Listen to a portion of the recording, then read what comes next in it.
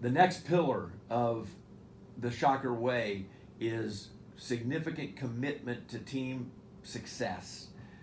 Alafine Tuliamuk was obviously one of the greatest athletes in the history of Wichita State athletics. She was 13 times first team All-American, just an unbelievable athlete, truly one of the all-time greats.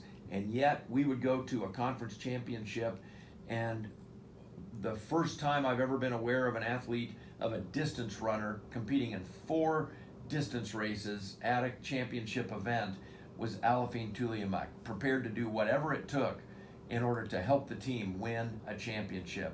She competed in the indoor mile, the indoor 3,000, the indoor 5,000, and she ran the mile on the DMR that week. And that was unbelievably tough duty, and Alafine agreed to do it with no problem. She suggested it.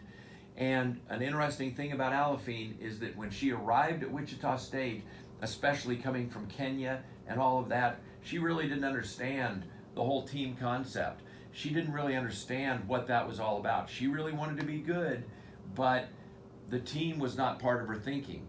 She developed that mindset here at Wichita State, and I'm confident that as we educated her about the Shocker Way, and as we made her aware of what it takes for a team to win a championship, she was all in on that and was prepared to do whatever it took to help this team win team championships. Another athlete that really impressed me in one particular episode was Micah Land. She was an All-American for us in the steeplechase event. She was a very good distance runner all the way through college, but a memory that I have that was extremely special to me was Micah Land standing there in front of me at a conference championship after having won the steeplechase event in that championship meet, after having scored very high in the 1,500 meter event, and now the 5,000 is getting ready to happen, and Mike is getting ready to run the steeplechase event at the NCAA championships in a couple weeks. But she's standing there as I'm looking over the scoring, and she says, "Coach, are we going to win this meet? Do I need to run the 5,000?" And we did not want her to run the 5,000 because we wanted her to begin thinking about and focusing on getting ready for the NCAA championship. I said, "Micah, I guess I cannot tell you that mathematically it's impossible for the second place team to overtake us, but I'm confident we're going to win this meet. I don't think you should run the 5,000. I think you should start getting ready for the NCAA meet. I think you should go cool down and get your mind prepared to get yourself ready for the NCAA meet." She said, "Are you sure we're going to win?" And I said, "Micah, I'm confident we're going to win this meet. It looks very good. Everything looks like it's falling into place. I'm believing confidently we're going to win." She said, "Are you certain?" And I said, "Micah, I can't tell you absolutely certain, but don't plan on running the 5,000. You don't need to do it. I'm confident of that." And then they line up for the 5,000, and I look over there, and there's Micah on the line, running. She was not going to take any chances. She was going to do everything in her power to make certain that she contributed to the team effort. She was going to do everything in her power to make certain that we won that team title. She won a championship. She finished extremely high in the 1,500, and she finished high and scored points for the team in that 5,000 meters. So it meant the world to me that she had that team mindset. Audacia Moore was an athlete that was simply unbelievable. She scored more points in conference championship team competition than any athlete in the history of our program. Unbelievable how many points she scored. And when she came here, I began noticing that when we would be doing plyometrics, hopping and bounding, that in addition to being the fastest girl in the history of the state of Kansas at the high school level, Audacia bounded and hopped beautifully. And we started talking about the long jump and the triple jump. And sure enough, she started taking it up, and we figured out that there was no way that she wasn't going to help the team in the long jump and the triple jump.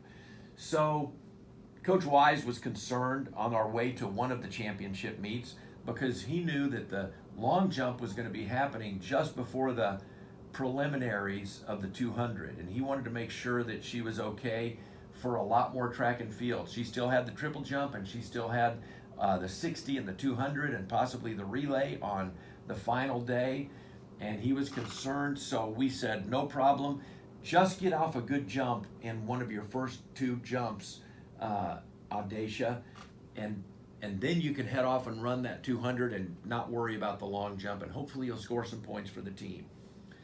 So she takes her first two jumps, and she's sitting in 8th place, and she makes the final, and then she goes off and runs the 200-meter preliminary, and she makes the final in the 200, and she comes back and she's changing her shoes, and I said, Audacia, you don't need to continue jumping.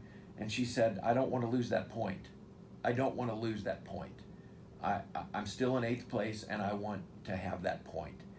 And I'm like, Audacia, you've got a lot of track and field left tomorrow in the 60 and the 200 and the triple jump. I just don't know that it's necessary. And she said, I'm not losing that point. I'm going to keep jumping. She kept jumping, moved all the way up to 4th place in the long jump event, and it exemplified the pillar of significant commitment to the team effort. And it just meant the world to me to see a girl who was determined. And then, of course, she continued on and had a great rest of the meet in the 60 and the 200 the next day, but she was not going to give up that point. And so it exemplified her commitment to team success, and that's the Shocker way. Another athlete that I just found to be incredible was Bruce Swan. Bruce Swan is certainly one of, if not the finest sprinter in the history of our program. I can remember Bruce Swan saying to me that he would die for the relay. He would die for the team. He was a multiple-time champion in our conference. But what exemplified this as much as anything was at a conference outdoor championship at Indiana State. Bruce was running a leg on the 4x4. We were battling for a top 3 finish. This is in my first year at Wichita State. And he gets the baton and takes off and goes around to about the 150-meter mark. After 150 meters of running, he's running down the backstretch looking fabulous.